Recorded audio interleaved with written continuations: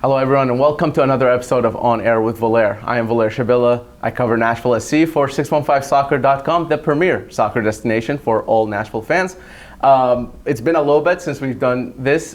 This is episode 3 obviously, but we did a couple others.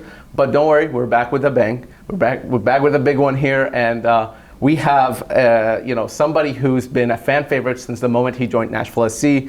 His long hair and that mischievous smile as well that he has become an icon of what we call now Nashville SC 2.0, really. He's the engine room of Nashville SC and a midfield operator. Eddi Tagseth, welcome to the show. Thank you so much. So I think we got to start off with this one first and foremost. The name, you prefer Eddi, not Edward? I prefer to be called Eddi. Eddi, okay. I mean, it's nice and easy for both Norwegians and Americans to say that. So yeah, it's an interesting spelling for Americans because they usually put an E at the end there. Yeah. Have you noticed that at all? Yeah, I know, and pretty much everyone that doesn't know me writes it with an E. Yeah. But it's always been just Eddi since I was young, without the E. So I'm trying to teach people that. Yeah, and now with the name, you also chose to have Eddi on your kit. Yep. Any specific reason instead of last name? Not really. I always had Tagseth, my last name. It was actually my dad who just brought the idea up of having like Eddi, because everyone calls me Eddi. Think it will look cool. So, I mean, he's Tagseth, so he wouldn't mind me changing it to Eddi. So it was all good. And yeah, I think Eddi looks cool and people recognizes it like easy. So I know some people who bought the jersey beforehand. Should I get them in contact with you? You gonna get them? I mean, I got a DM from one guy and he actually got a refund or something at the store. If there's more, you can try. How does that feel? Like having somebody get your jersey before you even play a match for the team. I mean, yeah, that's special. Yeah, I didn't expect that. Shows how much people there like the club, and they liked me before I came, and that's a good thing. And then on the number, any specific reason you picked 20? 20 was just the number I got when I moved from Liverpool to Rosenborg. I think it was my mom who picked it because I was doing contract stuff and they had to get a jersey quick. And the CEO called my mom and said like, oh, we got to get a number and we can't get a hold of Eddi. So it was like between 20 and 22 and she picked 20. So it's a nice number. It's good. Yeah, I like it. Now, you've been in America for a little bit now. You've adapted, and I actually asked you about this earlier about kind of life in America, and you said it was big, and you kind of were taking it as an adventure really more than anything. Is this still the case? Are you still kind of going on these adventures around? I mean, in Nashville, I'm getting to know the city a bit more now, so I know I can drive around without having the maps on. But I mean, every away game is a new adventure, new city to see. And a lot of time I got visitors coming over. Now I got 4 friends here, so they still want to see Walmart and Target, so I have to go back. But yeah, I mean, still everything is exciting. Really enjoying the city, getting to know it. And with the travel, I know that's something a lot of Europeans, when they come to America, they're like, wait, this country is like way bigger, it's like a whole continent. Yeah. Has that, sort of opened your eye a little bit of how, I guess how hard it is for a professional athlete to go around these cities? Yeah, I mean, people back home think Texas is like right next to us, but it's so big. Yeah. Everything's, further away than I thought it would be. But the club is trying to make like away trips very like comfortable for us so we can perform.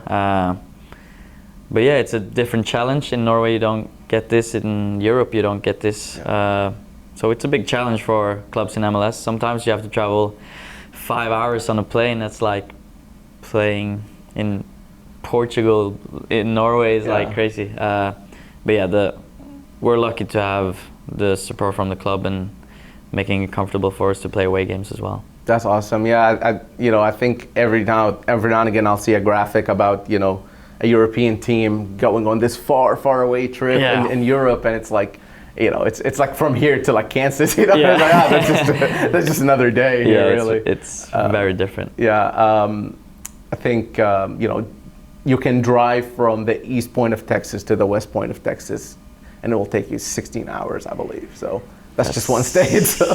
So you can tell your family that, or people in Norway. You'll get across Europe in that time, maybe. Yeah. So. Now, speaking of sort of moving here and having this new life, really, for you, did you have anyone you asked about life in America or North America in general before moving? I have an uncle who lives in Phoenix, and he's lived in Phoenix for 20 years. I visited him when I was 10 years old, so I've been before, and it was really warm. I didn't know Nashville was gonna be that hot, but yeah, I talked to him about America. He loves it. He's been living here, so there's some Norwegians in the league. I didn't really speak to many. Spoke to my agent. He's got some players here. They all love it, and for me also, it looked very exciting to come here and play for Nashville, and yeah, all the other stuff it comes with as well. Yeah, and now you're in Nashville. I mean, it seems you're not using navigation, you're not using a GPS anymore, so congrats, good for you. These roads keep changing, I'm just letting you know. In the next few days, you might have a different route home. Just stay alert there. But you know, for Nashville specifically, and you know, have you found some good places that you like going to, that when people visit, you show them around? Do you feel like comfortable doing that now? Yeah, some places. I mean, restaurants. My sister and her boyfriend came a couple of weeks ago, and she really wanted to try a seafood boil. Okay. And I always wanted to try it, so we went to like a juicy seafood. Okay. And we loved it. I don't know about my friends if they like that, but I like Barcelona. It's like a tapas place. I was there last week. Yeah, it's really good. Yeah. I think that's the only one I've been to twice. Okay. So that would be my top one for now. Yeah. Maybe after the show, I can get you some recommendations. Yeah. What else? I mean, you gotta show them Broadway. Oh yeah. Everyone's gotta see Broadway. Went during the day yesterday just to see everything. They'll probably go during the night as well. Yeah. But a lot of things to do, a lot of stuff to see. So it's a great city. What? I mean, are you getting recognized more now here in Nashville? It happens. Yeah. I mean, I can go to pretty much everywhere without being recognized. It happens like every now and then, and it's really good. People are friendly. So if anyone wants a photo or anything, I always say yes. So I just think that's a positive. Now you grew up in a, you know, just switching gears a little bit away from Nashville. You grew up in a smaller town in Norway, Frosta. Okay, I was like, gotta get it right. Yeah. Now, you know, what's it different? How is life different? I guess Nashville to Frosta, you know, or is it similar? You know. No, it's not, because Frosta is really small. I mean, I haven't lived there for a while, but when I lived there, it was go to school and come back, eat dinner, go to training. You have 2 stores you go to, grocery stores. You have 1 gas station, you have 1 school. It's like very small. Everyone knows each other. Here you have 1,000 restaurants. You have you have everything. A lot of people. Just everything's bigger. And the life is different. The climate's different. Everything is. But friendly people on both sides, I would say. Yeah. Now, do you see yourself sort of? Your family had a farm of some sort, right? And that's kind of how you grew up, right? In that environment. We're not too far here in Nashville from a lot of land of that. Are you more of a slower sort of farm life or more city life person? I think I need both. Yeah. I mean, I live city, closest to city now. But I mean, when I have time off, it's to relax. It's nice to be on a farm, for example. I'd love to have a ranch or something in the future. But yeah, I think I need a bit of both. A little bit of city energy and also the relaxing farm life. Yeah, I don't know if you've been around, but Tennessee has a lot of those sorts of places, man. Yeah, you gotta. Yeah, I need to see more. Yeah. If you just drive like 40 minutes down the interstate, you'll start running into some cows all of a sudden. That's good. That's good. I need to see that. Yeah. Tell me a little bit about your family. You have two brothers, is that right? Two brothers. Two brothers, yeah. So I grew up with two brothers as well. They were both older than me. Yeah. Same. And it's an interesting upbringing, right? There's always things you want to be like your brothers for, right? There's things you don't want to be like them for. But did they kind of get you into this soccer sphere, or was that something you kind of got going? No, for sure they did. And my dad, I mean, well, my oldest brother is 5 years older. So on the farm we were talking about, my dad built this soccer pitch inside. And they were already really interested in soccer. I wasn't until they had to drag me up there and start playing. And I mean, almost straight away, I got the interest, and we would be there every day. I know I have to mention my little sister also, because I can't forget her. She likes soccer. She likes watching me play. She plays herself for fun. She's actually good enough now to play some passes with and like do some stuff with. And both my older brothers were also really, really good at playing soccer. I think we have one game, all of us, on the same pitch in 2015. That was like cool. That's really cool. But yeah, they all three on the same. Oh wow. But yeah, definitely they helped me to get that interest bigger and to work. Cause I always wanted to beat. You always want to beat your brothers, so that's what happened. Yeah, and that was for Nazet. Yeah. And that's, I guess, growing up. When you were growing up, that team, your local team, Nazet, were they? What division were they really in terms of the pyramid? The first team, the highest I've seen them is in like 3rd division, which is 4th level in Norway. I think now they're maybe 5th, so they went down a couple times. But yeah, I started playing for my age group until I was probably 12 or 13. I moved up to my brother's, and he's 2 years older.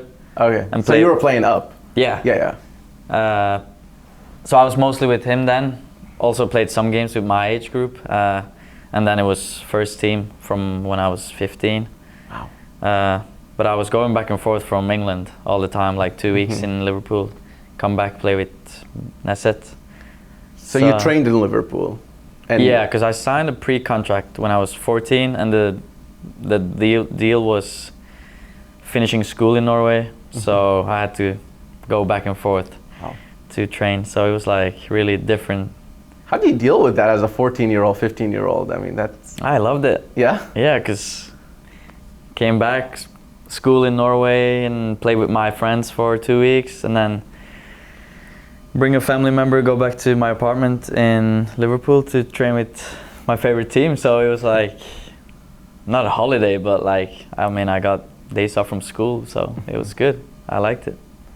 So other than the physical aspect of it, I guess we talked about travel physically, but like mentally being at that age and having to go back and forth and play games here, train here, do you think that added an edge to your game, or do you think that kind of prohibited some things from happening for your game? I think it helped me. I think, my dad always said it, because in Liverpool it was really tough. I played against my age group and the age group above, and it was, you play against the best players in the country. So that was like tough every day. and then I could come back to Norway for 2 weeks and dribble around and still have that have fun, more fun with it, be young and have fun. So I think it helped me to have the both sides of the game. In England, learning more defensive stuff and being tough, and having that more fun in Norway, dribbling and scoring more goals and having fun with my friends. So were you a Liverpool fan? Because I know a lot of teams were trying to get you in, and you probably did a lot of trials. That's usually how these things go. Were you a Liverpool fan, and is that why you chose them, or was there other reasons around it? Yeah, I was and still am a Liverpool fan. I mean, they were like the last club to offer me a trial, because I went to Man City, Man United, Everton, and said no to different clubs. And I was just waiting for them to contact, and they finally did. And in the end, it was between them and Everton, so it was like rivals. But I mean, Everton gave me such a good impression, and were almost the club I felt almost at home, because they were so friendly. But I mean, in the end, I couldn't say no to playing for Liverpool, and I'm happy I did. Yeah. And then you played with some great players that came out of the academy, and people take different paths all the time. You know, you're here, and then there's players in Europe, and there's players still in Liverpool till today. So it's really interesting to see the academy sort of structure and how things, especially when you're a big club like that. It's like the chances of people making it for that club are very low. But that doesn't mean the career is not going to happen. You know, so. Are you taking any of those sort of lessons learned to the Nashville Academy here at all? Or have you had any contact with those players who are here? No, I haven't. I spoke to one who's going to join the academy. I don't remember his name, but I met him after the game against Philly. But yeah, I mean, if they want to have a chat, I'm open to talk to them. It's tough being in the academy and taking the next level. There's so many routes you can go. You can even get released at 14, 15 and still become a top player. So, and it's important for people to know that there's not only one way to reach the top or the top level. And yeah, you see that looking at my team. You have Curtis Jones, who plays regularly for Liverpool. He's like the top guy. And then you have 4 or 5 other players that went other ways and plays in the Prem, plays in MLS, plays in good European leagues. So yeah, a lot of different ways. And then at one point you were, maybe your pathway wasn't as clear in Liverpool, and I'm assuming you wanted to play first team minutes and take that next step in your career. What made, I guess, going back technically home, I know it's not your place, but same country, Norway, going back to Rosenborg and playing there, what made that sort of decision easy for you? I mean, a lot of the things I needed and missed, I got in Rosenborg. Not only being closer to family and friends, but playing first team football, getting a higher level every day in training, even though I wasn't going to play every game from the first minute. I got the first team experience, and I also, I think just being back home, talking Norwegian, being closer to friends and family helped me get the fun side back in soccer. I mean, in Liverpool it was fun, but it's very competitive all the time, professional, tough for a kid. We were only 16, 17, 18, but it's tough. And I actually went to Groningen in Netherlands to train for a couple of days after I left Liverpool, and straight away I knew that I had to go back to Rosenborg, because being there I got the same feeling that this is just going to be the same feeling that I had in Liverpool. So I needed to go back to Rosenborg and not start again, but get the fun side back. You started in a season where you didn't play a whole lot because you kind of came in halfway or more through the season. But then pretty much every season after that, every year you were involved in a lot of games for Rosenborg, and you started, I guess, taking a little bit more of a responsibility for the team. And how was that transition from maybe an academy kid breaking through to, I'm becoming a everyday player or every game player now? I didn't think much about it. Like the first year, when I got there, I got 3 games and played more games with the second team. And then already the next year, I was having a good preseason and playing a lot of games. And like every year I felt I was more and more ready to play more games. But I was also a lot in and out of the team. Tough competition in the midfield all the time. I mean, I think my first really season where I played a lot was in 2022, but I played left wing back, so it was a bit different, but I did well. And then, 2023 was a bad year. A couple injuries, didn't play. We did really bad, came 9th.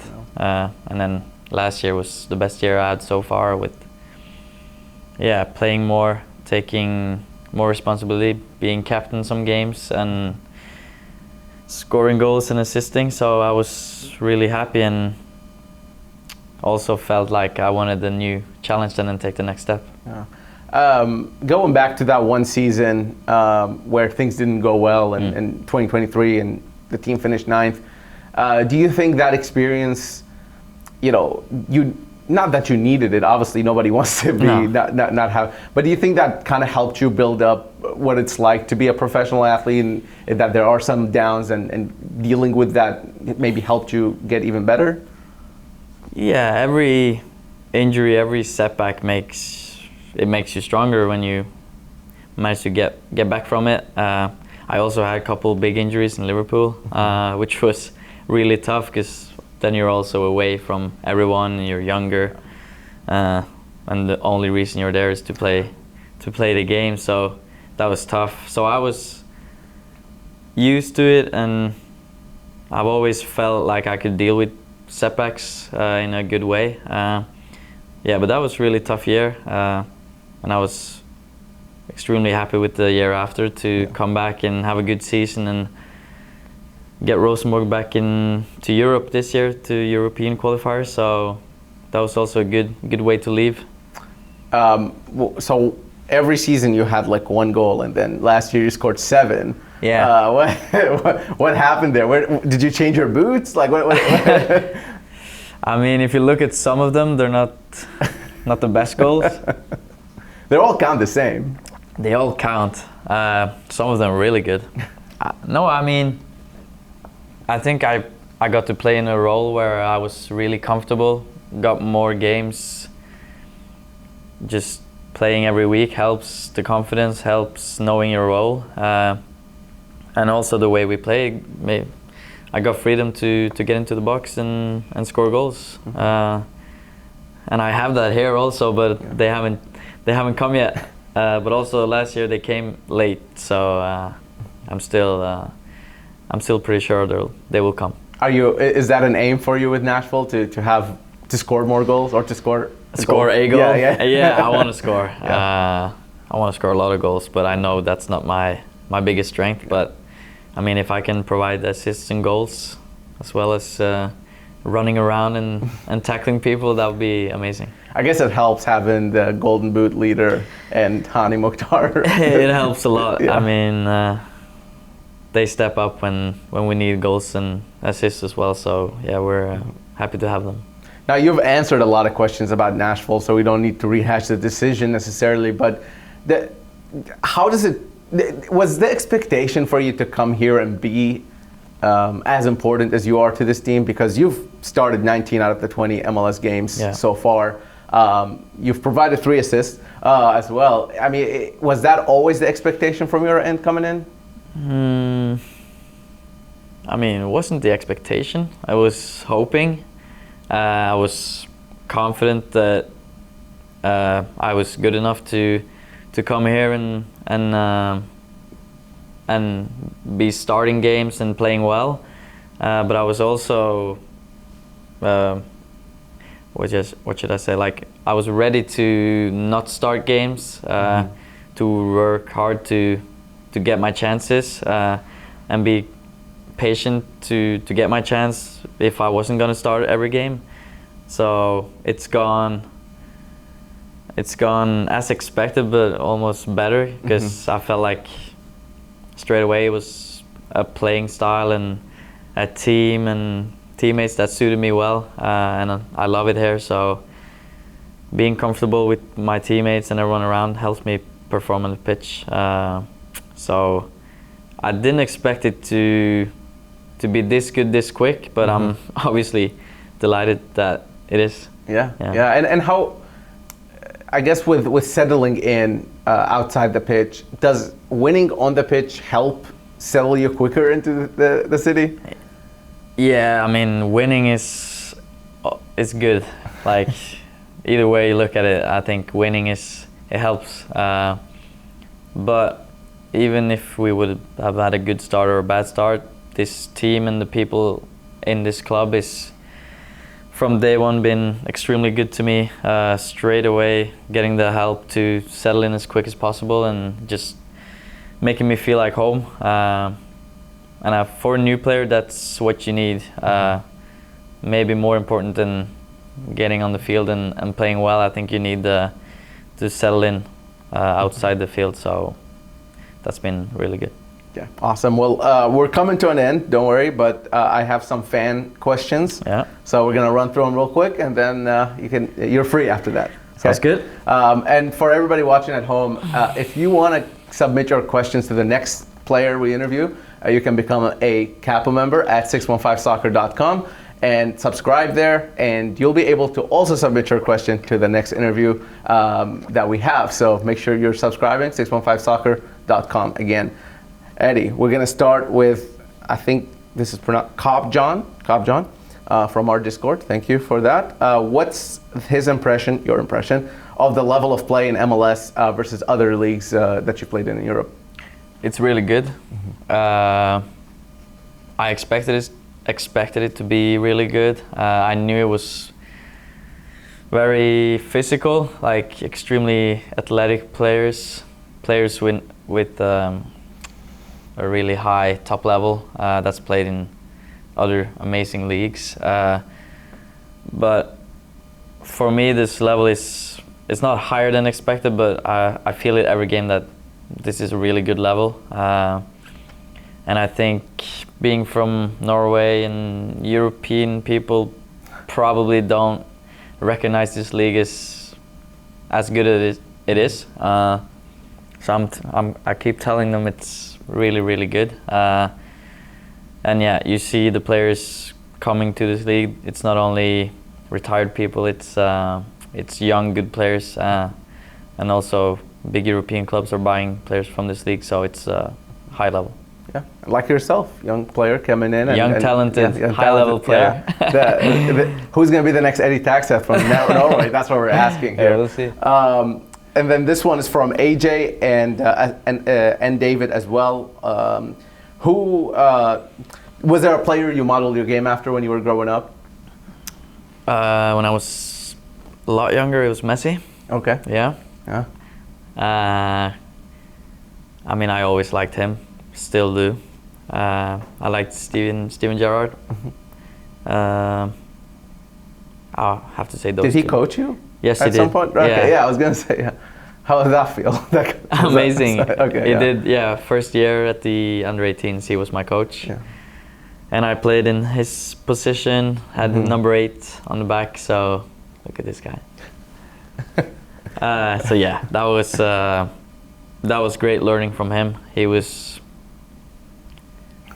a great role model. Yeah. Taught me a lot. He's a player I wanted to play like him because he could tackle, he could score goals, he could do everything. Yeah, complete midfielder. And this one's from me before we get to the other fan question, but how does it feel being the face of the new Adidas campaign to promote Nashville's new kit? Yeah, it feels good. Haven't seen all the photos yet, but Should be pretty good. Yeah. I mean, I like doing that kind of stuff, and if they want me to do it, I'm very happy to do it. Proud to do it. Proud to show off the third kit, and it looks really good. So happy. Now, I don't know if you've heard of this place, but I want to take you to Costco one day, since you like Walmart, and we're just gonna do a shoot there, and we're gonna see your reaction to that. How's that sound? I want to go to Costco. I haven't been yet. Yeah, we gotta take you. We gotta take you. Now, this is from Thomas Porter. If a friend from home asked you to plan a bachelorette party in Nashville, what activities would you do for that weekend? I see a lot of it. I mean, I have to get on this. What did I see? I think it was yesterday. I saw it was basically a barn. Yeah. On the road. A barn. Like like a farm, you know? And it was just on the road with people on it. And I was like, what is that? So we have to get into those. Yeah. And then you go to Broadway. Yeah. Not a lot of museums and stuff, huh? No, was it bachelorette party? Yeah. Party at the museum? Yeah. I don't think so. A couple more. John asks, are there any other sports you enjoy to play or watch? I don't like golf. Okay. Which everyone likes. Same. Yeah. I don't get it. But I think it's because I'm really bad. Uh-huh. I think if I could hit the ball, I would probably love it. Mm-hmm. I like playing paddle, which is fun. Like watching tennis. That's about it. Yeah. Darts. Yeah. Like darts. That's a very European thing. Yeah. In America, not a whole lot of dart fans. They have a good one. What's his name? America does? Yeah, they have one good one. He's a commentator now. I don't remember his name. Yeah, you'll have to tell me about it. Yeah. And the last question comes from, I think you pronounce this Kavuth, the Raven, maybe? I don't know.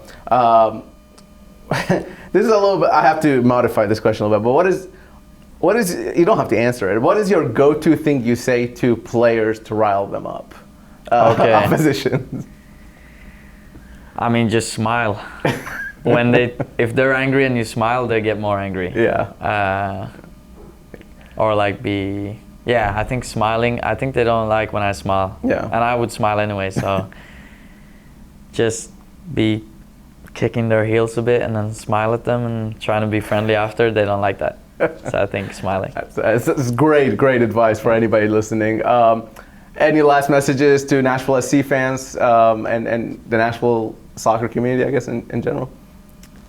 No, thanks for supporting me, supporting the team. I mean, we really perform better when we get the support that we do, and we get it every game at Geodis Park, and we also see all the shirts when we're at away games as well. So it means a lot, and we're gonna keep pushing for all you guys. Thank you, Eddi, so much for the time. Appreciate it. And thank you, everybody, for watching. Thanks to Tanner for running up all these cameras. Make sure to check out 615soccer.com, and thanks to everybody with 615soccer.com. And everybody who watched this show, make sure you subscribe. Thank you so much, and have a good one.